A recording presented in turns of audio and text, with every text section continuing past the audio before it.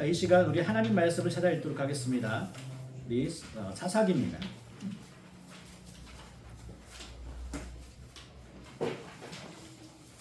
사사기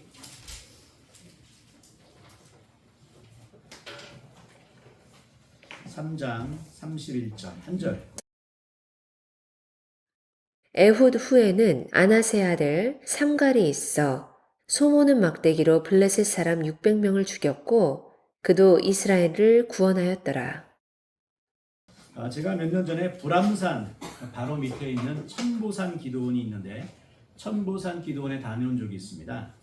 기도원에서 점심을 먹고 이제 운동 삼아 바로 위에가 불암산이니까 불암산을 올랐습니다. 그때 제가 알게 된 사실은 불암산에는 일명 호랑이 굴이라는 작은 동굴이 3개가 있었습니다. 호랑이 굴이 어떻게 생겼을까 하는 호기심을 갖고 이제 쭉 올라갔는데 도착해 보니까 호랑이가 살았던 굴은 아니었습니다. 그러니까 6.25 역사와 관련된 굴이었는데 당시 육사생도 13명과 사병 7명, 도합 20명이죠.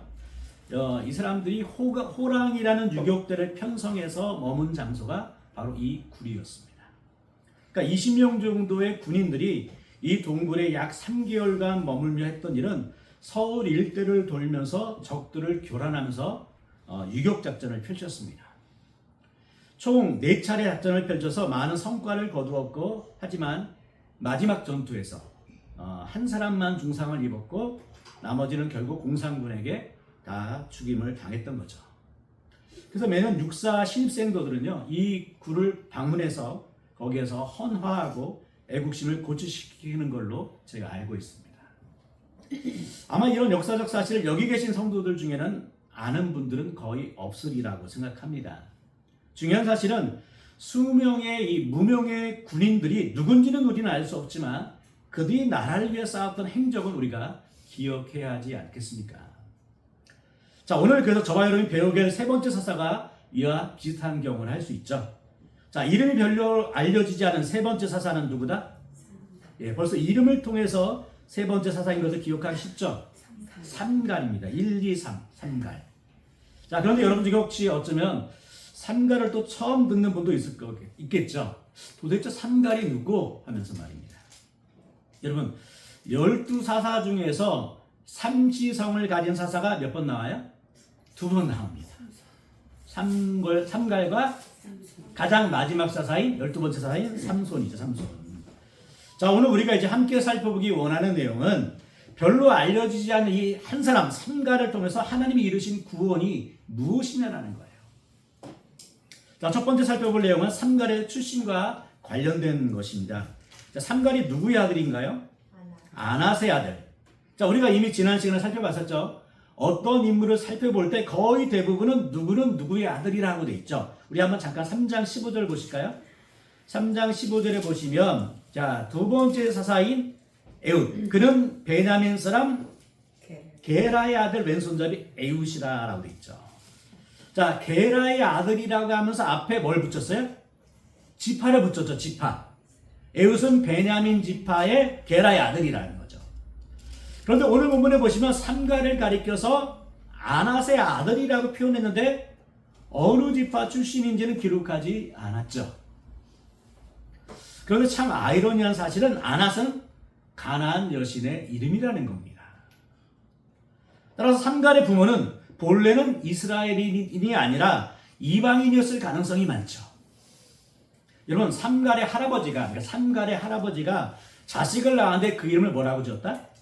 아낫이라고 지었던 것을 우리는 알 수 있죠. 그러니까 삼갈의 아버지 아낫이 어떤 과정으로 이스라엘 무리에 포함됐는지는 모르지만 어쨌든 이스라엘 백성이 되었어요. 그럼에도 불구하고 아들 삼갈은 하나님의 백성으로 잘 자라주었던 거죠. 자, 여러분, 이 부분을 우리가 눈여겨보셔야 하는데 아낫의 아버지가 아들의 이름을 아낫이라고 지었던 것은 자신들이 믿는 가나안 여신 아낫처럼 되기를 소망하는 이름으로 이름을 지었겠죠. 그렇죠? 이런 사실 우리 주위에서 쉽게 볼 수 있죠. 제가 아는 은혜라는 이름만 해도 상당히 많습니다. 최은혜, 정은혜, 주은혜, 지은혜, 표은혜, 김은혜, 한은혜. 이분들의 공통점은 대부분 목사님의 딸들이라는 점이에요. 다시 말해서 은혜라는 이름을 가진 사람은 거의 다 기독교인이라고 생각해도 무리가 없죠. 그래서 예전에 신학교 식당에서 은혜야! 라고 부르면 많은 여학생들이 한 번쯤 쳐다본다고 하죠. 여러분 중에 혹여 은혜라는 이름이 있는 여성을 보면서 이거 불교인이 아닐까? 라고 생각하시는 분 없죠? 다시 말해서 부모가 자식의 이름을 지을 때는 자식을 향한 이 부모의 간절한 염원이나 배경이 들어있습니다. 이스라엘은 더 있죠. 그래서 이스라엘은 유독 엘자가 들어가는 사람들이 많았죠. 엘리야, 엘리사, 또 아시는 분 뭐가 있습니까? 예? 엘리에셀, 다니엘, 조아엘, 그쵸? 그러니까 아브라함 때부터 조상 대대로 여호와 하나님을 믿는 수많은 이스라엘 사람들의 대부분이었지만 간혹 이방인의 혈통을 가진 사람들이 이스라엘 백성들로 편입되는 경우가 종종 있었습니다. 그 중에 하나가 누구다? 산갈이다. 그런데 하나님은 이 산갈을 통해서 이스라엘의 구원을 성취하셨다는 거죠. 자, 이것을 통해 우리는 무엇을 또 배울 수 있을까요? 하나님은 어떠한 가문도 어떤 사람도 들어 쓰실 수 있다는 점입니다. 자, 우리 사회에서는 아직도 무엇을 따집니까? 어떤 가문인지, 어떤 혈통인지, 어떤 스펙을 갖고 있는지를 따지죠. 그러나 하나님이 사용하시는 가문은 좋은 가문의 혈통이라고 해서 사용하시는 건 아닙니다. 또한 하나님이 들어 쓰시는 사람은 교회에 얼마나 오래 다녔으며 너가 직분이 뭐냐, 성경을 얼마나 많이 읽었느냐, 신학적인 지식이 얼마나 풍부하냐, 이런 것들이 아니라는 거예요. 산갈은 어찌 보면 신앙적인 사생아였어요. 산갈의 아버지 아낫은 하나님을 믿는 정통 집안이 아니었던 것이에요. 그러나 그런 산갈을 통해서 하나님은 구원을 이루셨다는 거죠. 그러므로 여러분이 하나님의 일꾼이라면 나는 믿음의 가문에서 자라지 못했다고 분노할 필요도 없고 괜히 애꿎은 부모 탓할 것도 하나도 없습니다. 저 사람은 몇 대째 못돼 신앙 가문인데 나는 이게 뭔가 하면서 탄식할 필요조차 없습니다. 사실 방법은 간단합니다.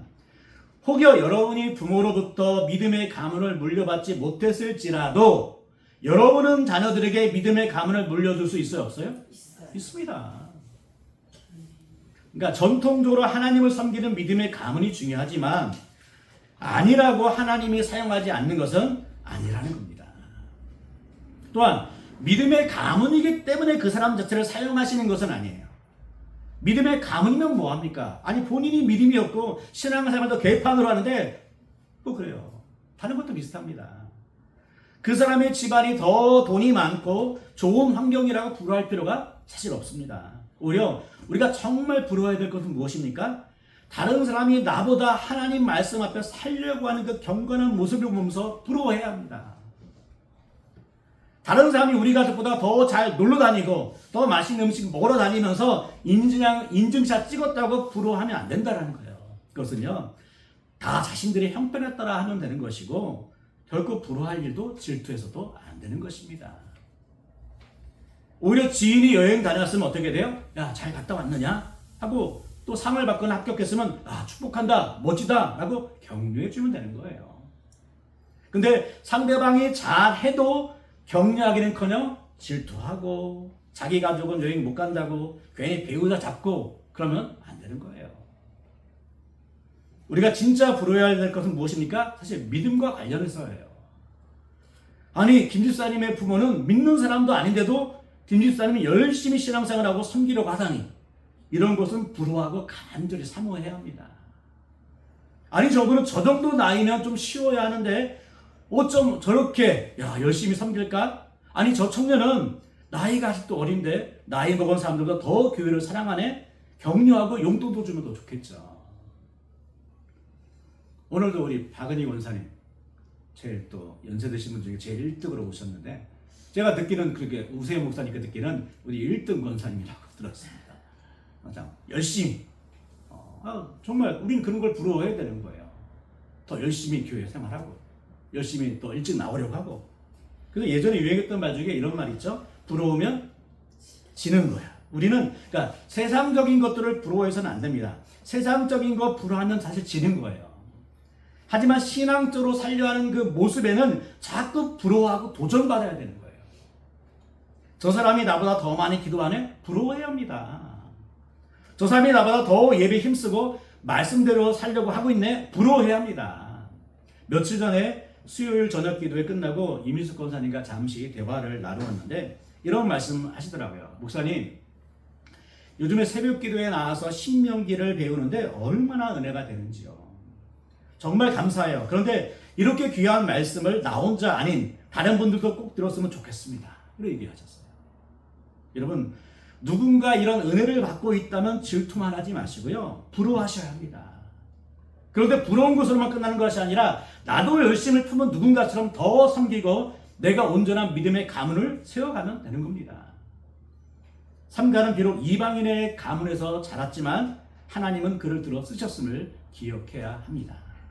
자, 두 번째로 삼갈의 두 번째로 우리가 살펴보기 원하는 내용은 삼갈과 싸운 나라에 관한 내용인데, 자, 삼갈이 600명의 적군을 쳐부순 나라가 어디입니까?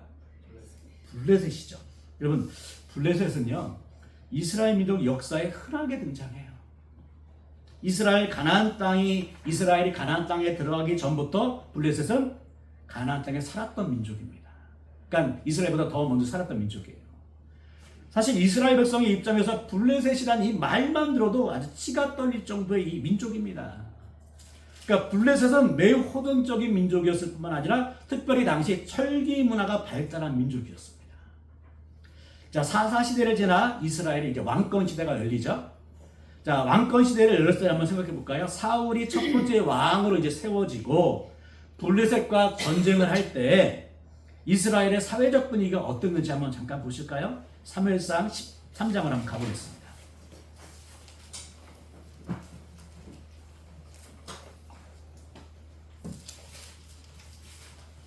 자, 사무엘상 13장 19절부터 23절.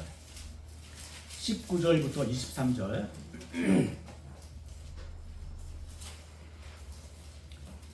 자, 한 절씩 한번 읽겠습니다. 19절 제가 먼저 읽겠습니다. 그때 이스라엘 온 땅에 철공이 없었으니 이는 블레셋 사람들이 말하기를 히브리 사람이 칼이나 창을 만들까 두렵다 하였습니다.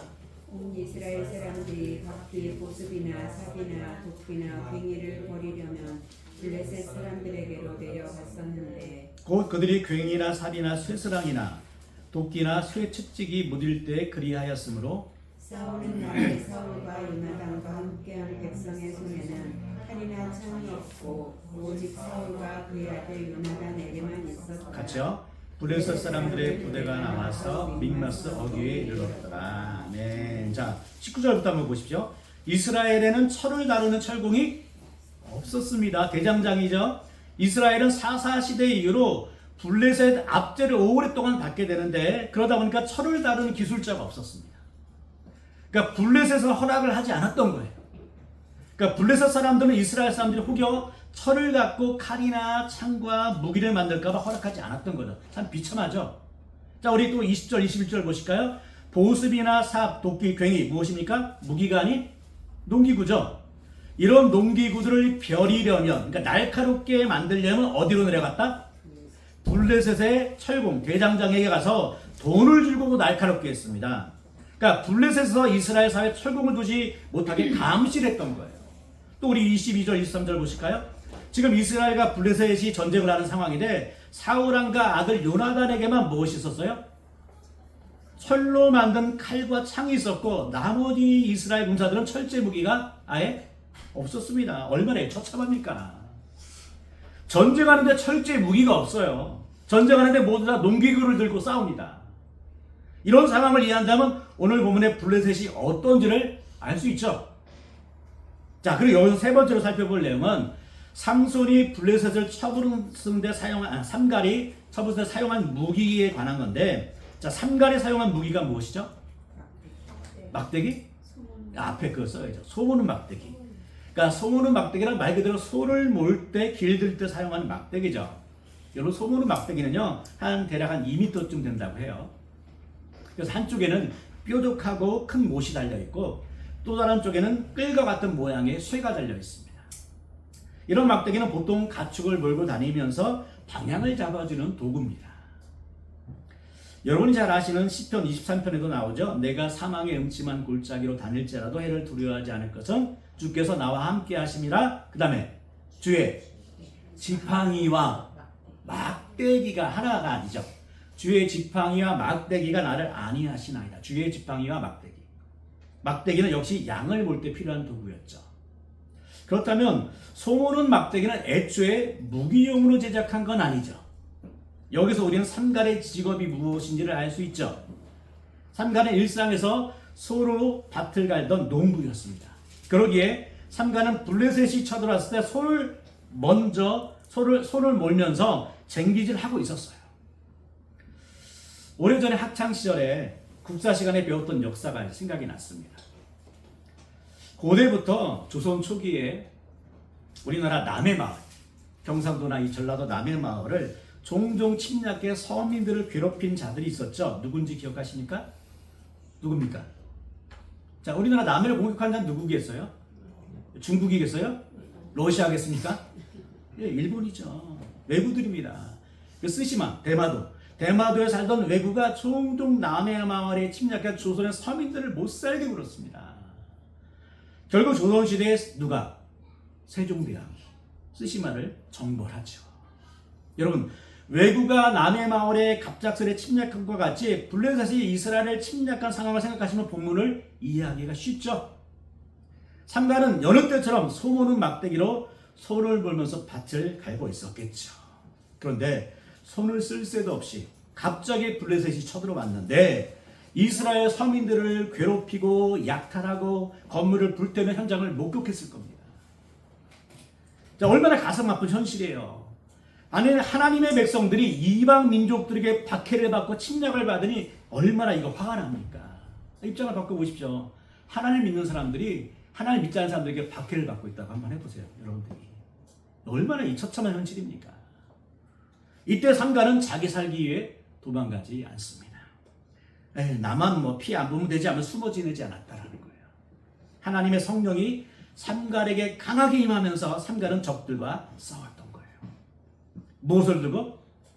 소모는 막대기를 들고. 비록 삼갈은 무장을 한 것도 아니고 철제의 무기를 갖춘 것도 아니었지만 자신이 하던 농사일을 중단하고 자기가 지니고 있던 소모는 막대기로 블레셋 군과 싸웁니다. 이렇게 해서 삼갈이 블레셋 사람들을 죽인 숫자가 자그마치 600명입니다. 600명. 여러분, 다시 말씀드리지만 소모는 막대기는 삼갈이 평소에 쓰는 평범한 막대기입니다. 그런데 삼갈의 손에 매우 익숙하다는 장점이 있죠. 그렇죠? 자, 삼갈은 대단한 살상용 무기로 적들을 추풍 낙엽처럼 쓰러뜨린 것이 아닙니다. 그냥 평범한 생활 도구가 강력한 무기가 되어버렸어요. 지극히 평범하고도 익숙한 도구로 이스라엘을 구원하는 구원자가 되었던 것이죠. 자, 여기서 알 수 있는 교훈이 무엇입니까? 평범한 물건도 누구에게 들려있느냐에 따라서 달라진다는 거예요. 평범한 막대기가 삼갈의 손에 들렸지만 사실 삼갈이 누구의 손에? 하나님의 손에 들려져 있었기에 삼갈을 통해서 하나님은 놀라운 구원의 역사를 이루셨음을 믿으시기 바랍니다. 여러분, 모세가 이스라엘 백성들과 함께 생활했던 40년 내내 능력을 나타낸 도구가 무엇이었죠?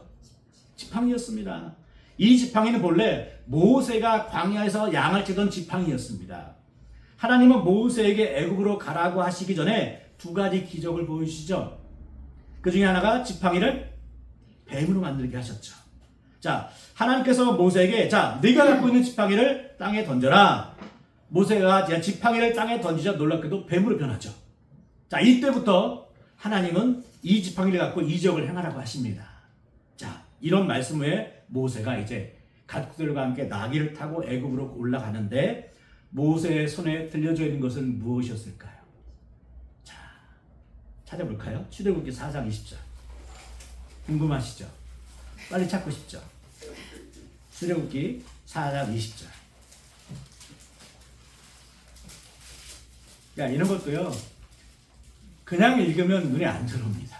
설교를 듣고 읽으면 이게 이런 거였구나 이제 들리게 되는 거죠. 4장 20절 같이 읽습니다. 시작. 모세가 그의 아내와 아들들을 나귀에 태우고 애굽으로 돌아가는데 모세가 하나님의 지팡이를 손에 잡았더라. 어떤 지팡이? 하나님의 지팡이. 여러분, 이 지팡이는 본래 하나님이 사용하시던 것이 아니에요. 하늘에서 뚝 떨어뜨려 준 것이 아닙니다. 모세가 광야에서 양을 칠 때 사용하던 모세의 지팡이였습니다. 그런데 이제 하나님의 사명을 받아 살게 되니 어떤 지팡이가 됩니까? 하나님의 지팡이가 되는 거예요. 하나님은 모세의 손에 들려진 지팡이를 통해서 구원의 역사를 이루시죠. 다시 말해서 들판에서 양을 찌는데 사용하면 그냥 뭐예요? 평범한 모세의 지팡이입니다. 하지만 하나님의 사명을 받아 하나님의 손에 들려지게 되면 하나님의 지팡이가 됨을 믿으시기 바랍니다. 그래서 모세는 하나님의 지팡이를 가지고 홍해를 가르고 바위에서 물을 내는 역사를 드러내게 되죠. 여러분, 모세의 지팡이가 수많은 기적을 행했던 것이 뭐 금나라 뚝딱, 은나라 뚝딱한 도깨비 영광이었기 때문입니까? 아니잖아요. 지팡이 자체에 그런 능력이 있는 겁니까? 네? 그 지팡이를 누군가가 잡고 하면 능력이 나타나요? 아니잖아요. 중요한 건 그 지팡이가 누구의 손에 들려 있느냐에 따라서 의미와 목적과 명칭이 달라진다는 거예요. 여러분이 사용하시는 모든 것이 동일합니다. 여러분이 여러분의 개인을 위해서 사용하면 돈은 그냥 돈에 지나지 않아요. 때로는 그 돈 때문에 싸우고 속이고 미워하다가 죽이기도 합니다. 하지만 돈을 하나님께 드리면 뭐가 돼요? 헌금이 됩니다. 헌금이. 여러분의 몸도 마찬가지고 여러분의 시간도 마찬가지입니다. 여러분의 몸을 세상적인 쾌락을 위해서 사용하면 죄 짓는 몸뚱이에 지나지 않습니다. 하지만 하나님을 사용하면 헌신이 되는 거예요. 헌신. 중요한 것은 누구를 위해 사용되며 또한 누가 그것을 들고 있느냐라는 겁니다. 천하 만물은 누가 잡느냐에 따라서 목적과 의미가 달라질 수 있어요. 칼이라도 도둑의 손에 잡히면 이웃을 위협하거나 살인할 수 있는 도구가 될 수 있지만 요리사의 손에 잡히면 음식을 만드는 도구가 되는 것이죠. 정호승 시인의 지푸라기라는 시를 제가 한번 낭송해 드리겠습니다. 나는 길가에 버려져 있는 게 아니다. 먼지를 일으키며 바람 따라 떠도는 게 아니다. 지푸라기라도 잡고 싶은 당신을 오직 기다릴 뿐이다. 내일도 슬퍼하고 오늘도 슬퍼하는 인생은 언제 어디서나 다시 시작할 수 없다고, 오늘이 인생 마지막이라고 길바닥에 주저앉아 우는 당신이 지푸라기라도 잡고 다시 일어서길 기다릴 뿐이다. 물과 바람과 맑은 햇살과 새소리가 섞인 진흙이 되어 허물어진 당신의 집을 다시 짓는 단단한 흙벽돌이 되길 바랄 뿐이다. 잘 보십시오. 사람들이 보기에 지푸라기는 어때요? 별 쓸데없는 것으로 치부하기 십상이죠. 그러나 시인은 그렇지 않다고 노래합니다. 지푸라기라도 잡고 싶은 사람을 위해서 기다리는 고마운 존재가 바로 지푸라기라고 했습니다. 여러분, 나무에 떨어지는 사람은 사실 떨어지면서 무엇을 본능적으로 붙잡으려고 할까요? 가지 또는 이파리라도 잡으려고 하겠죠. 물에 빠지는 사람은 물 위에 떠다니는 지푸라기라도 본능적으로 잡으려고 하겠죠. 즉 지푸라기는 인생의 벼랑 끝에 서 있는 사람에게 마지막 희망의 끈이라도 되어주길 기다리며 그 자리에 서 있다는 거예요. 그러면서 시인은 지푸라기의 꿈을 언급하죠. 지푸라기에게는 작은 꿈이 있는데 그 꿈은 뭡니까? 바로 물과 바람과 맑은 햇살과 진흙이 어우러진 곧 단단한 집을 구성하는 흙벽돌이 되기를 소망하고 있다는 것입니다. 사실 이뿐입니까? 땅에 버려진 이 지푸라기가 새 부리에 물리면 제비의 둥지가 되죠. 농부의 손에 잡히면 요긴한 새끼줄이 됩니다. 정원사의 손에 잡히면 겨울 나무에게 추위를 막아주는 따뜻한 옷이 되겠죠. 또한 시골에 가면 종종 보셨듯이 지푸라기가 메주와 함께 있으면 맛있는 된장을 만들어내겠죠. 사랑하는 여러분, 누구의 손에 들려있느냐에 따라서 결과가 달라지는 것은 성경에서 종종 나옵니다. 그럼 마지막 사사인 삼손을 볼까요? 블레셋 군인들 1,000명을 죽일 때 무엇을 사용했어요? 예? 칼을 사용했습니까? 원자폭탄? 아니죠. 나귀의 새 턱뼈입니다. 턱뼈. 길에 아무렇게나 나들고 있는 나귀의 새 턱뼈를 들더니 삼손은 블레셋 군인을 자그마치 1,000명을 뿔로 죽입니다. 다윗은 어떤가요? 키가 거의 3m가 되는 이 골리앗을 무찌를 때 사용한 도구가 무엇입니까? 고작 물맷돌입니다. 물맷돌. 그런데 참으로 재밌는 사실은 삼손이 나귀의 턱뼈로 무찌른 1000명이나 다윗이 무찌른 골리앗이나 삼가리 무찌른 600명이나 하필 다 모두 어느 나라? 다 블레셋이라는 거예요. 비록 초라하고도 평범한 도구였지만 일단 하나님의 손에 붙잡히 받은 인물들에 의해서 적군은 추풍 낙엽처럼 쓰러졌던 것이죠. 무엇을 말씀합니까? 여러분이 무엇을 들고 있느냐가 중요한 게 아니에요. 여러분이 누구의 손에 들려 있느냐의 문제라는 겁니다. 지팡이가 다른 사람에 들려 있으면 평범한 농기구가 되지만 하나님의 손에 붙잡힌 삼갈의 손에 들리자 엄청난 무기가 되었던 거죠. 지팡이가 노인의 손에 들려 있다면 몸을 지탱하는 것에 지나지 않지만 하나님의 손에 붙잡힌 모세의 손에 들려질 때 정말 어떠합니까? 수많은 기적과 능력을 향하는 도구가 되죠. 물고기 2마리와 떡 5개가 어린이의 손에만 있으면 그 아이의 점심 한 끼밖에 되지 않았을 거예요. 그러나 그 음식이 주님께 드려졌을 때 5,000명 이상이 먹는 기적이 벌어진다는 겁니다. 여러분의 은사와 재능이 주님께 드려지면 무엇이 됩니까? 그것이 바로 하나님의 은사와 하나님의 재능이 된다는 거예요. 여러분이 돈을 여러분의 손에만 꼭 쥐고 있으면요, 그것 때문에 싸우는 것이 되기도 하지만 그것을 하나님께 드리면 교회를 세우고 하나님 나라가 확장되는 놀라운 일이 벌어지지 않습니까? 여러분의 몸도 그렇습니다. 저와 여러분의 몸은요, 본래 뭐였어요? 이 죄덩어리였습니다. 생각하는 게 다 죄고 행하는 게 다 죄였어요. 그러니까 하는 일마다 죄였고 생각하는 것이 악한 생각뿐이었어요. 찬송가에도 나왔죠. 내 평생 살아온 길 뒤를 돌아보니 걸음마다 자욱마다 모두 죄뿐입니다. 자기 인생을 뒤돌아보니까요, 죄였어, 죄. 온통 죄였습니다. 그러니까 이런 죄인을 하나님이 예수님을 보내서 구원해 주셨다라는 거예요. 여러분, 우리 인생은 주의 결정판이었습니다. 그런데 이 몸이 예수님을 통해서 구원받고 나서 하나님께 드려지고 성령이 우리 안에 내주하니까 무엇이 돼요? 거룩한 전, 성전이 되었음을 믿으시기 바랍니다. 여러분이 예배하는 이 장소가 성전이 아니에요. 우리가 성전이라는 겁니다. 우리 안에 성령이 거하시기 때문에.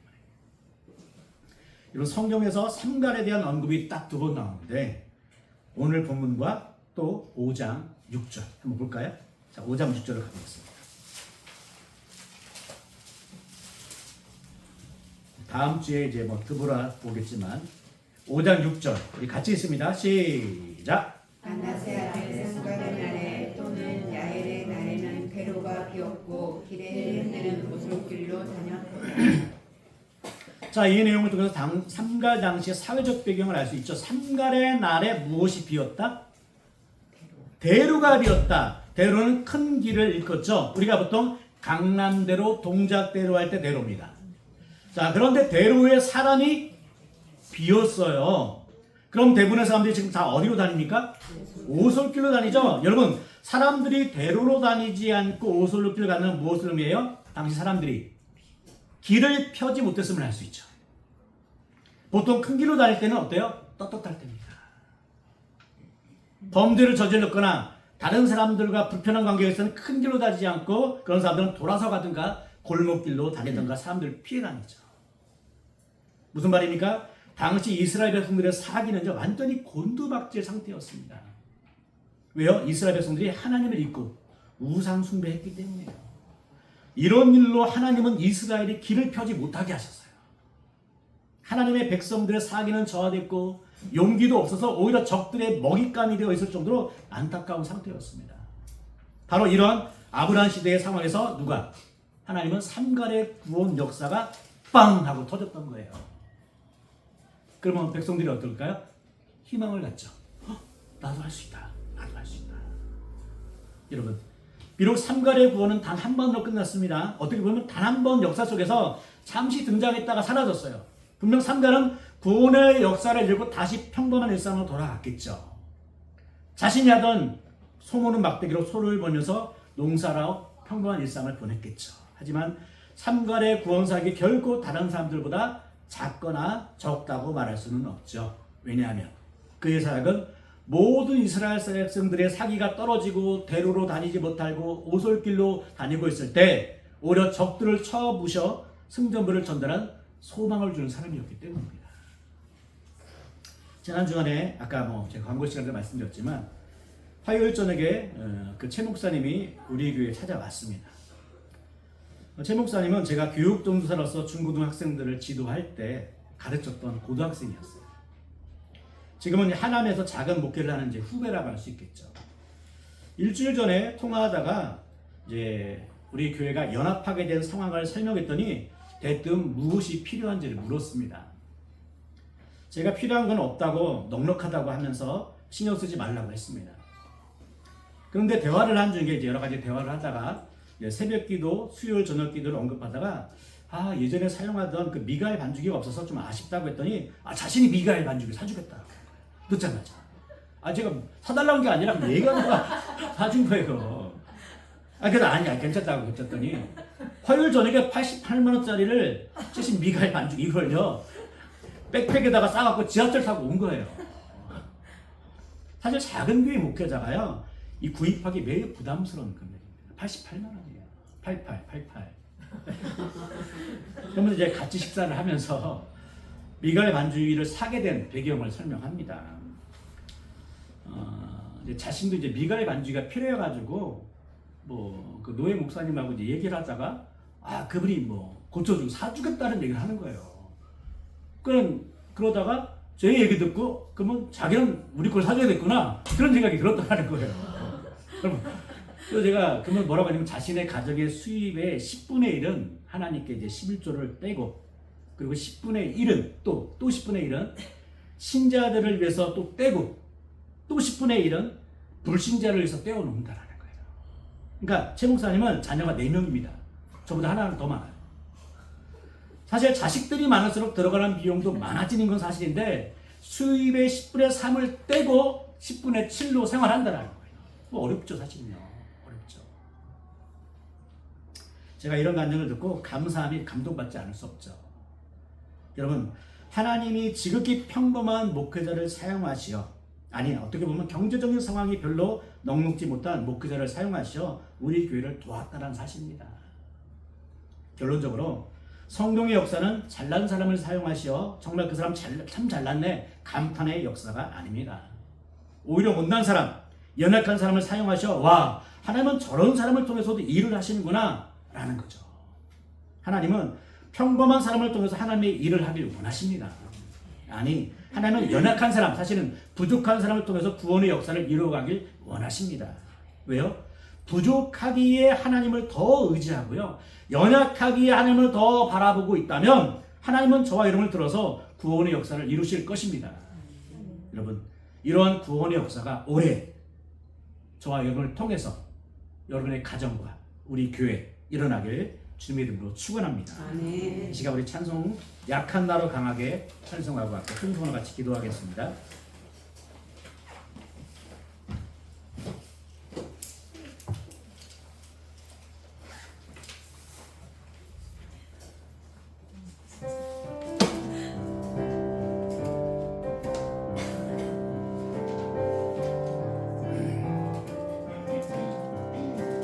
약한 나로 강하게 가난한 날 부하게 눈먼 날 볼 수 있게 주 내게 행하셨네.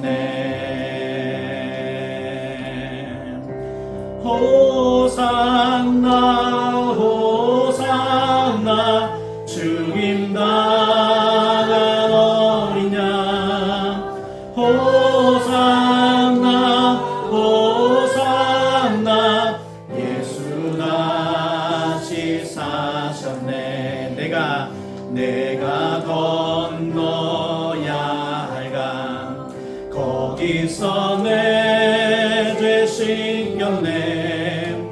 이제 주의 사랑이 나를 향해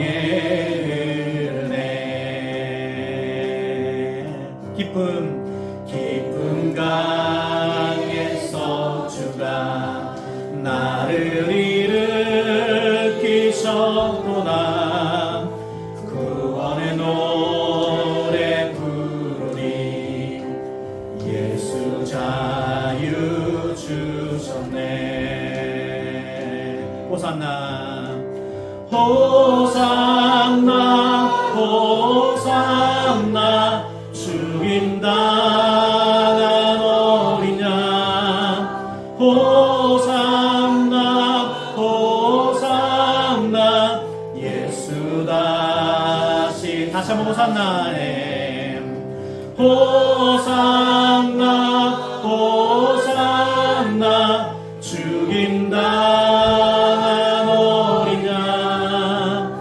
호산나 호산나 예수 다시 사셨네. 오늘 말씀을 생각하시면서 이 시간 통성으로 기도하길 원합니다. 우리처럼 약한 사람을 택하신 것은 오직 십자가만 자랑하라고, 바울사도의 고백처럼 십자가만 자랑하라고, 하나님만 자랑하기 위함입니다. 우리는 자랑할 것이 사실 하나도 없어요. 아까도 말씀드렸지만 우리는 뒤돌아보면 죄덩어리고 지금도 마음속에서 여러 가지 갈등들이 많이 일어나요. 사실은요. 매일매 순간 죄를 품고 살고 그렇지 않을 때도 있지만요. 그러니까 하나님의 은혜가 아니면 우리는 구원받을 수 없는 정말 불쌍한 존재입니다. 하나님의 은혜로 구원받았다는 걸 믿으시고, 그리고 하나님 이 연약한 자를 또 통해서 하나님의 일을 하길 원하십니다. 저처럼 부족한, 저처럼 연약한 자를 통해서 교회를 세우게 하시고 우리 가정을 세우게 하시며 이 지역사를 섬기는 믿음의 우리 봉사자들 되기 위해서 제가 통성으로 합심하여 함께 기도하겠습니다. 하나님 감사합니다. 오늘 말씀을 통하여서 하나님 앞에 나가길 원합니다. 하나님, 삼갈 비록 농부였고 소모는 막대기로 하나님 블레셋 살아가는 사람이었지만 하나님의 성령이 임했을 때 하나님 블레셋 군사들과 그들은 싸울 수 있었습니다.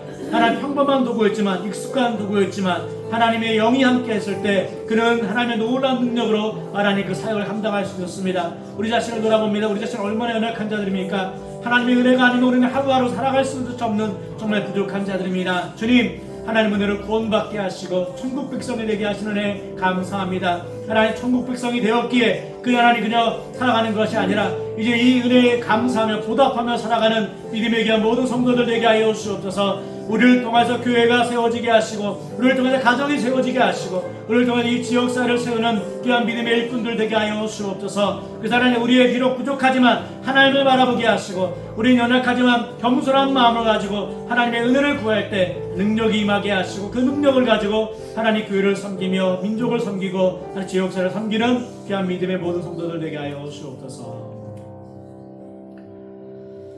주님 감사합니다. 하나님, 모세처럼 패배자로 살아가는 모세를 들어서 40년 동안 이스라엘의 지도자로 세우시고 또 하나님, 오늘 삼가 정말 평범한 소모는 막대기로 농사하고 있었던 삼가를 통해서 하나님 이스라엘에 희망을 주는 그 놀라운 구원의 사역을 이루셨습니다. 이제 하나님 오늘날 우리에게 주사위는 던져졌습니다. 비록 평범한 사람이고 우린 연약한 자들이지만 하나님의 성령께서 우리와 함께 하시고 충만하다면 우리도 하나님의 일을 감당할 수 있습니다. 우리를 통하여서 그저 먹고 사는 것에만 걱정하고 고민하고 오늘은 또 어떻게 놀까 이런 고민하는 것이 아니라 거룩한 고민 속에서 오늘 어떻게 하나님을 기쁘게 드릴까, 우리는 어떻게 오늘은 또 이웃에게 필요한 존재가 될 것인가, 이러한 거룩한 고민하며 살아가는 믿음이 귀한 모든 성도들 되게 하여 주옵소서. 가치 있게 살게 하시고 헛되이 살지 않게 하시고 남은 여생 보람되게 사는 모든 믿음의 성도들 되게 하여 주옵소서. 예수님의 이름으로 기도하옵나이다. 아멘.